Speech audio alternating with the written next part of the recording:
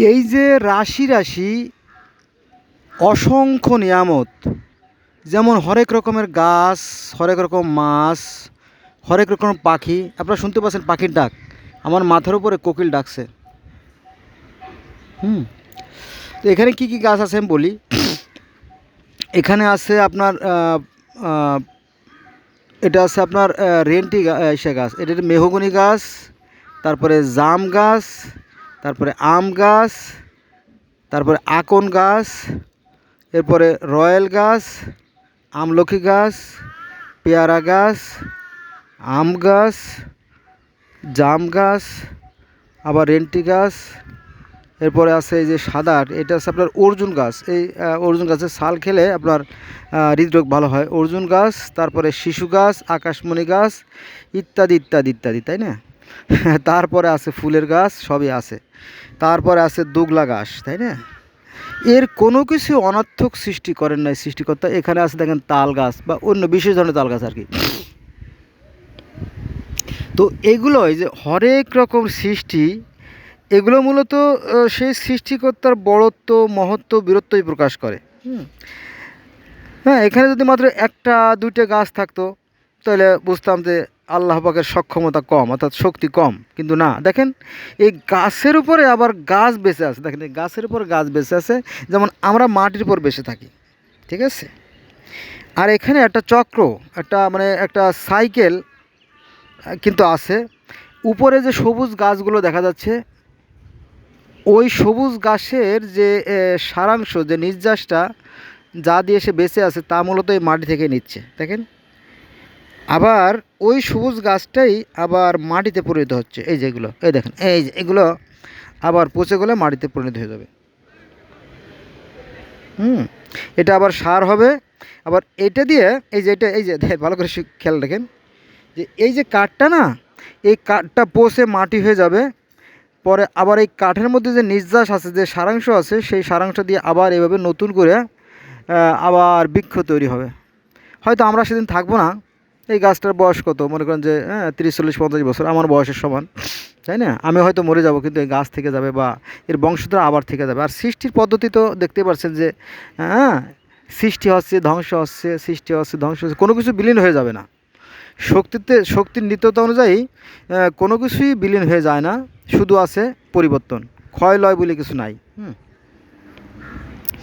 তো পবিত্র কোরআন শরীফ যদি আমরা পড়ি, অনেক গ্রন্থ আর পড়া যায় না, আর সব থেকে বলতে পারবো না। তো সেখানে বলা আছে যে কিছু মানুষ আছে যারা দেখেও দেখে না, আর শুনেও শোনে না, আর বুঝেও বোঝে না, তারা চতুষ্পদ জন্তুর চেয়ে নিকৃষ্ট। তো যারা সৃষ্টিকর্তার দেয়া যে জ্ঞান মেধা যারা কাজে লাগায় না, তারা অনেকটা ওরকম যে পশুরই মতো, এটা আর কি।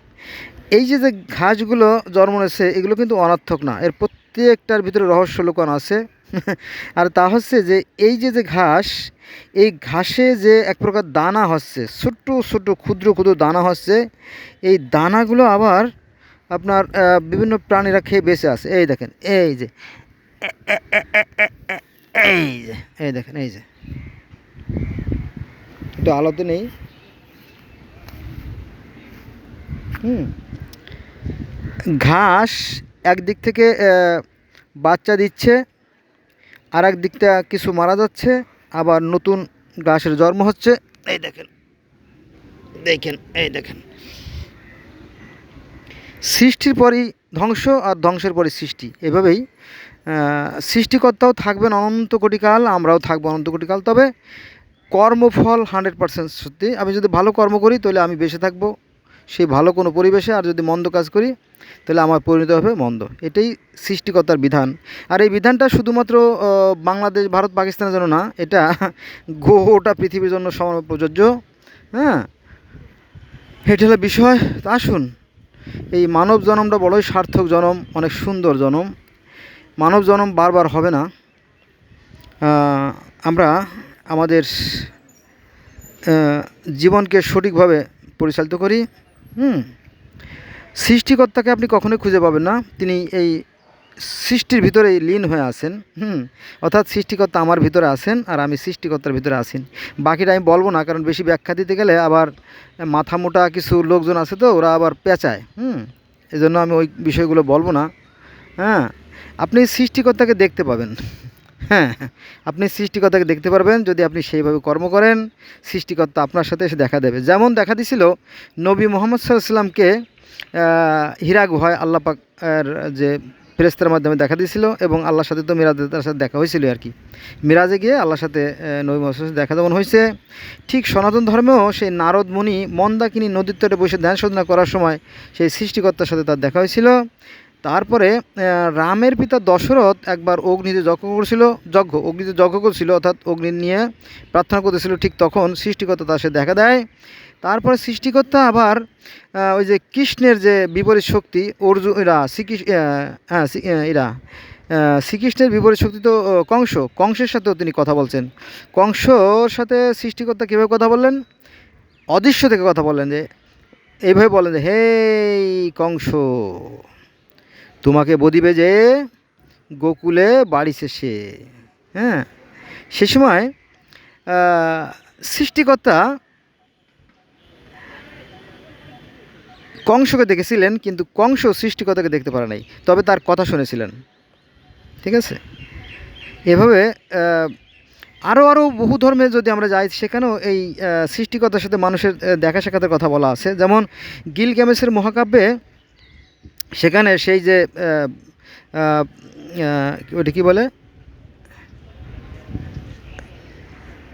শামাস, সূর্য দেবতা শামাস, সেই শামাসের আরাধনা করে গিলগামেশ। হ্যাঁ, তারপরে সেই স্বর্গের রাজা রায়ের সাথে তার দেখা সাক্ষাৎ হয়, কথা হয়, এই ধরনের কথা বলা আছে গিলগামেশে। তারপরে যদি আমরা মিশরীয় ধর্মে যাই, তো সেখানেও সেই যে আপনার কী বলে, মিশরীয় রা, যিনি সৃষ্টিকর্তা, যিনি চন্দ্র সূর্যের দেবতা, যিনি রা, তিনি ওই ওসাইরিসের আইসির সাথে মান অভিমান করে তিনি স্বর্গে চলে যান, এবং তিনি গরুর উপর ভর করে তিনি স্বর্গে চলে যান। সেখানে একটা মান অভিমানের বিষয় আছে, সৃষ্টিকর্তার যে বিষয়গুলো আছে, বা সৃষ্টিকর্তার সাথে কথাবার্তার বিষয়গুলো আছে। আবার গ্রিক ধর্মে যদি আমরা যাই, তো সেখানেও সেই সৃষ্টিকর্তার সাথে সেই সৃষ্টিকর্তা আছে কাওয়াস, আর স্বর্গের দেবতা আছে ওসাইরিস তো না, জিউস, তাদের সাথেও সেই দেখা সাক্ষাতের কথাগুলো বলা আছে, এরকমটি বিষয়গুলো আমরা দেখতে পাই। তারপরে সবচেয়ে গুরুত্বপূর্ণ যে বিষয়টা, সেটা হচ্ছে যে আপনার পার্সি ধর্ম, যেটা আর কি, এই পার্সি ধর্মের একজন বিজ্ঞ লোক, শিক্ষিত লোক, উনি আপনার আরবি ভাষাকে পার্সি ভাষায় অনুবাদ করেছিলেন। তার নাম হচ্ছে সালমান ফার্সি। এটা সারা পৃথিবীর সবাই মানুষ চেনে আর কি। তো সেই ফার্সি ধর্মের বা সেই পারস্য ধর্মের যে প্রতিষ্ঠাতা জরস্টার, তিনিও কিন্তু মিরাজে গেছিলেন, অর্থাৎ সেই সৃষ্টিকর্তার সাথে দেখা সাক্ষাৎ করার জন্য ঊর্ধ্বগমনে গিয়েছিলেন, এবং সেখানে গিয়ে তিনি 10 বছর ছিলেন, এবং স্বর্গের সুখ শান্তি এবং নরকের দুঃখ কষ্ট সব কিছু দেখে এসেছিলেন। তার মানে কি, এই যে স্বর্গের রাজা, যিনি সৃষ্টিকর্তা, তার সাথে বহু মানুষের দেখা সাক্ষাৎ হয়েছে, সেই বর্ণনা আমরা পাই। তো সৃষ্টিকর্তা, একটা কথা বলতে যে অনেক কথা বলে ফেললাম, যে সৃষ্টিকর্তা সাথে অনেকে যখন দেখা করছে, তাই না, পৃথিবীর লক্ষ কোটি কোটি মানুষের যে সাক্ষীতে প্রমাণিত হয় যে সৃষ্টিকর্তার সাথে অনেকে দেখা সাক্ষাৎ করছে, তখন তিনি নিশ্চয় আছেন। আর আপনি কিংবা আমি যদি চেষ্টা করি, তাকে আমরা দেখতে পাই, তবে সেইভাবে চেষ্টা করতে হবে। হ্যাঁ, তবে তাকে চর্মচোখ দ্বারা দেখা সম্ভব না, জ্ঞানের চোখ দ্বারা তাকে দেখা সম্ভব। এটা বেশ জটিল বিষয়, এটি নিয়ে আমি আলোচনা করব না, কারণ লোক সমক্ষে সব কিছু আলোচনা করা যায় না। আপনারা কে কীভাবে নেবেন বিষয়টা আমি জানি না। আমরা সৃষ্টিকর্তার ভিতরে আছি, আর সৃষ্টিকর্তা আমাদের মধ্যে আছেন, আর এই সৃষ্টির কোনো ক্ষয় লয় বিলীন কিছু হবে না। হ্যাঁ, অনন্তকাল তার যে বিধান, এটা চক্রাকারে পরিবর্তিত হতে থাকবে, এটাই সৃষ্টিকর্তার বিধান।